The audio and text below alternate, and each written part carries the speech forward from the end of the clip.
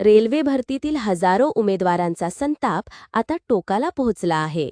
Central रेल्वेच्या group D भरती प्रक्रियेत सर्व परीक्षा आणि मेडिकल टेस्ट उत्तीर्ण होऊनही तब्बल 19 वर्षांपासून नियुक्तीच्या प्रतीक्षेत असलेल्या उमेदवारांनी जळगावातील जीएस मैदानावर बेमुदत उपोषण सुरू केले आहे. या आंदोलनादरम्यान धक्कादायक घटना समोर आली असून उपोषणकर्ते अविनाश मनवर यांची प्रकृती अचानक खालावल्याने त्यांना तातडीने वैद्यकीय मदत देण्यात आली. नोकरी द्या अन्यथा आंदोलन आणखी तीव्र करू असा इशारा आंदोलक उमेदवारांनी प्रशासनाला दिला आहे. दरम्यान या आंदोलनाकडे रेल्वे प्रशासन आणि शासन काय भूमिका घेणार याकडे सर्वांचे लक्ष लागले आहे.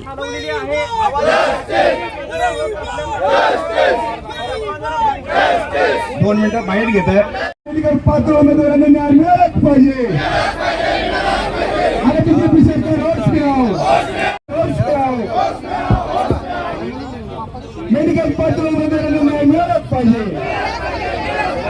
रेल्वेच्या मेडिकल पात्र उमेदवारांना न्याय मिळालाच पाहिजे.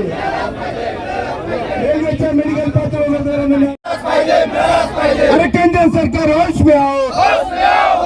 अरे रेल्वे प्रशासन होश में आओ. या केंद्र सरकार उपोषणकर्त्यांना न्याय मिळालाच पाहिजे. रेल्वेच्या उपोषणकर्त्यांना न्याय मिळालाच पाहिजे. त्या उमेदवाराला उत्तरासाठी दवाखान्यात घेऊन जाण्याची प्रक्रिया या ठिकाणी सुरू आहे. अद्यापपर्यंत कोणीही आमची दखल घेत नाही. जोपर्यंत आमची दखल कोणी घेणार नाही तोपर्यंत हे आमरण उपोषण अशाच पद्धतीने आम्ही सुरू ठेवणार.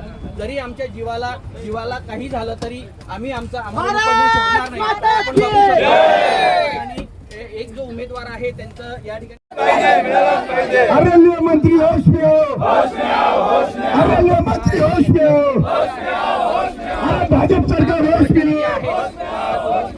बीजेपी सरकार होश में उमेदवार आहेत, उपोषणकर्ते आहेत, ते या ठिकाणी दाखल झालेले आहेत आणि होश में आओ. आंदोलन हे करत आहेत.